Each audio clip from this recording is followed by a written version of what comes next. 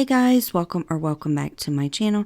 My name is Melissa and I love to do all things crafty on a budget, especially Dollar Tree farmhouse DIYs, trash to treasures, signs, and so much more. So if that's something you're interested in, I would love it if you would stick around by clicking the red subscribe button and then tapping the bell and all to be notified every single time I upload.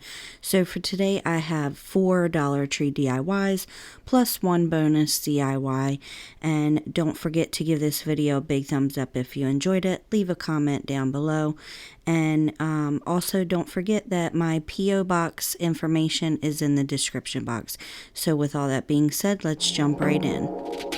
I want to be daring, baby, dance the night away. I let my head down if I want. As usual, we start off with all the prep work. So that vase I got a really long time ago at Dollar Tree. It's been sitting around, so I figured I'd do something with it today. And then all 3 of these signs, I just took the plastic off. These longer signs, this plastic was kind of a pain, so I did have to take something just to start that plastic to get it open, and then ripped it all off and threw it away. So the 2 longer signs have these little frames around the wording. So the first one I took off, that was not attached at all, and then the second one I just popped it right off. It was only hanging on by a little tiny bit of glue. Now this one, this middle part was on there pretty good, and it was crooked, so I just took my putty knife, ran it around all the edges, and then it popped right off. So for the vase, I went outside, spray painted that with my hammered silver spray paint, and let that dry. While that's drying, we will work on these signs. So I knew that I wanted to cover up the wording, although these are really cute signs, and they do look beautiful just the way they are. I knew that I could dress them up a little bit and make them look a little bit more farmhouse. So I just take the frames and I lay them down over the wording where they're going to go, and I just take a pencil and run it on the inside of that frame, so that way I can get an idea where it needs to be painted. So after I marked where I wanted to paint it, I just went ahead and fixed this one. This one had the edge coming off. These are weird. They have like paper covering them. You would think that they would just paint it, but I'm not too sure. But anyway, I just fixed that, and then I went in with my white Waverly chalk paint and a smaller brush. You could probably use a bigger brush. I was worried that I would not get it right where I wanted it, but you can use a bigger brush. I probably should have did that. But anyway, I do go a little bit outside of where I marked, because if you try to go exactly where you marked, you're still going to be able to see some of, the background. So again, I did just go ahead and go a little bit outside of the line. Not too much, but just enough so that when the frame sat on top of it, the whole thing was covered that I wanted to cover up. So after I did those, I went to the circle, and I did want to mention that these did need about 2 coats. I probably could have gotten away with doing another coat, but I'm impatient and I just wanted to get it done. So I did only do 2 coats. After that dried, I took my graphite paper, and we're going to work on the square decor piece. So I went on my computer, I printed this home sweet farmhouse out, and I did get this off designbundles.net. I will leave the link down below of the website that I get a lot of my images off of, just because they're really affordable and you can use them over and over in so many different ways. So after I had that traced, I did take my black paint pen and I went over that wording. I did also want to mention too that this had a little bit of like fake greenery on the bottom, and I did just cut those off just because I printed it a little bit too big, but I kind of wanted it to fit the whole circle, so I just cut those off, and I did just play with them and got those right where I wanted them, if that makes any sense at all. Next, I go ahead and work on the buffalo check. This is also a printable from designbundles.net, and I'm pretty sure it came all in the same bundle. You guys, I have had so many of these images for a really long time. I went ahead and bought a bunch when I bought my Cricut, but I don't use my Cricut because I just feel really funny bringing to you guys Cricut DIYs when I know that most of you don't have it. And honestly, it's much easier for me to trace it on, go over with a paint pen, and be done. So anyway, that's what I did for both of these. I just went ahead, traced them on with the graphite paper. Again, same thing as the circle one, same thing that I always do. And then I go ahead over it with my black paint pen. Now I do have a fine, ultra fine paint pen, as well as a fine paint pen in black and white. So it's up to you when you buy them. I believe they're about $2.32 a piece, somewheres around there. So to get 4 really nice paint pens to be able to do really detailed work or bigger work is definitely worth it to me. So after I have all those traced on and then went over with the paint pen, as usual, I take my chip brush. I get these at Walmart as well. They're linked down in the description box. And I take my ink Waverly chalk paint and I just distress around the edges of the circle one, as well as all 3 of the longer and square. And then after I have all 3 of these done, or all 4 of those pieces done, I then go ahead with those extra frames, and I do go around the outside as well as the inside on both the tan and the white ones. As you drive, do you know I'm looking, and I can't help but smile.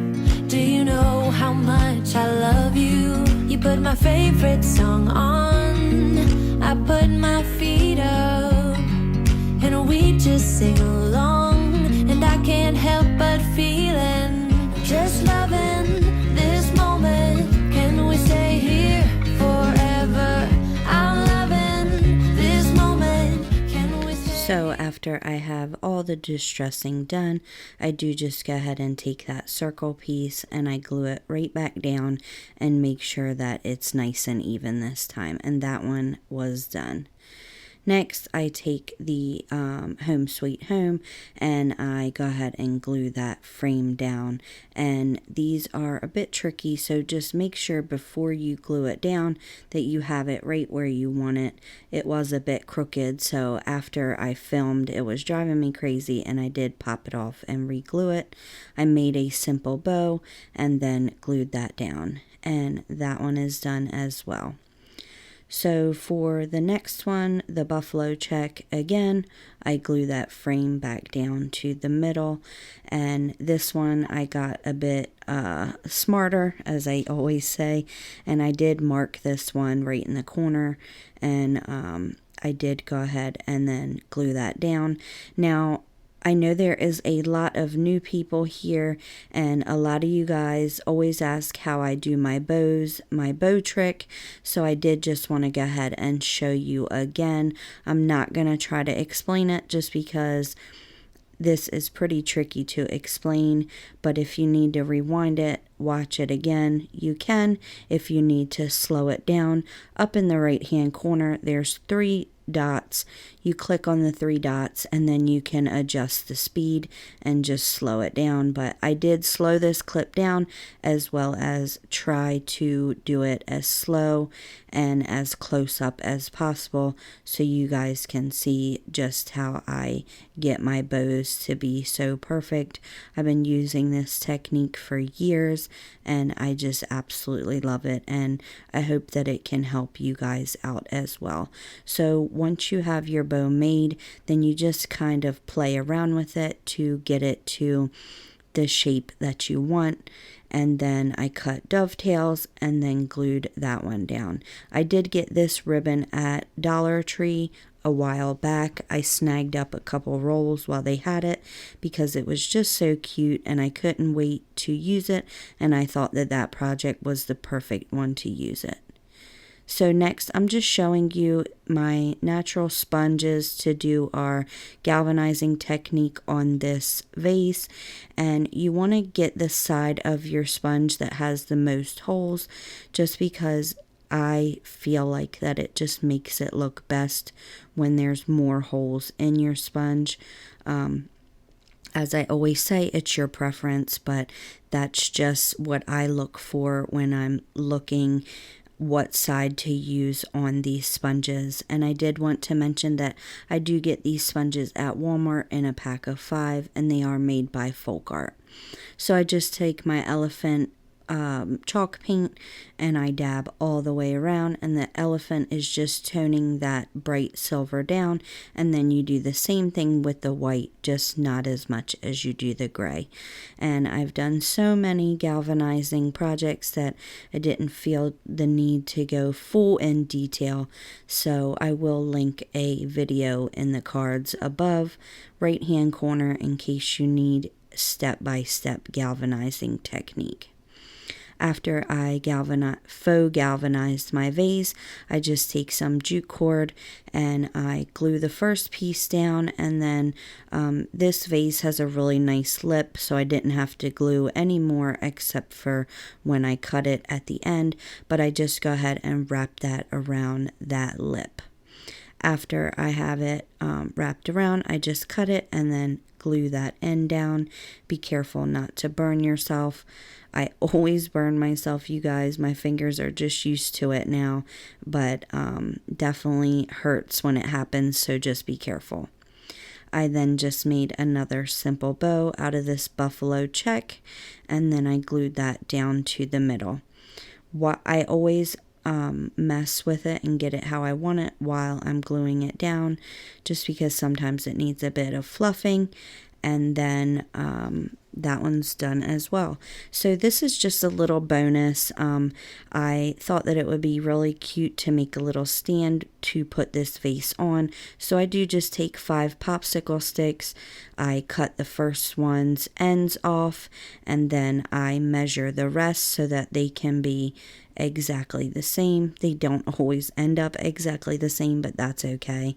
Nobody's looking at the exact size of your popsicle sticks. So after I have those cut, I then just go ahead and measure 2 pieces for the back for the bottom to hold them together, and then once I have one cut, then I do go ahead and hold it up to the other one and cut that one.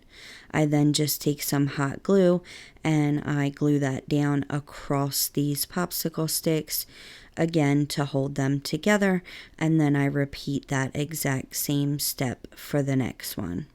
Together, if I could stop the time, don't you know that I would? 'Cause I'm just loving this moment. Can we stay here forever? Forever. So after I have those glued down, I did just take 4 large unfinished beads, or 4 large unfinished wooden beads, sorry, and then I just took some hot glue and I glued those down kind of like feet. Now this doesn't have to be perfect. Mine definitely are not 100% even, but it still stands just fine, so I definitely wouldn't worry about trying to get it exactly. So after I had those glued down, I just wanted to make sure that my vase fit on there, and then I took my favorite stain, Jacobine, and a paper towel, and I just went ahead and I stained the entire thing. I started with doing the top, and then I was going around to do the little feet, and I realized that, you know, I might as well just stain the bottom as well while I was at it. And that way, in case you had this up high, then when you see the bottom, it's not going to be regular wood. So that is it for that one, you guys. And I hope you enjoyed these 4 DIYs plus a quick bonus DIY. Let me know in the comments down below which was your favorite, as usual. And definitely, if you guys want to write me a letter, I would love that. Or again, I've had so many people ask to send the baby something, so my P.O. box information is down below, and I would love to correspond back together. Definitely don't forget to give this video a big thumbs up, subscribe if you haven't already, and I cannot wait to see you guys in my next one. Thank you guys so much for all the love and support. I appreciate every single one of you guys. Here's a little bump date for you guys. I'm getting big and I can't wait to meet her. So I'll catch you guys next time. Bye. I watch you as you sleep. You don't know I'm looking. With you everything's complete. Do you know how much I love you? I put your favorite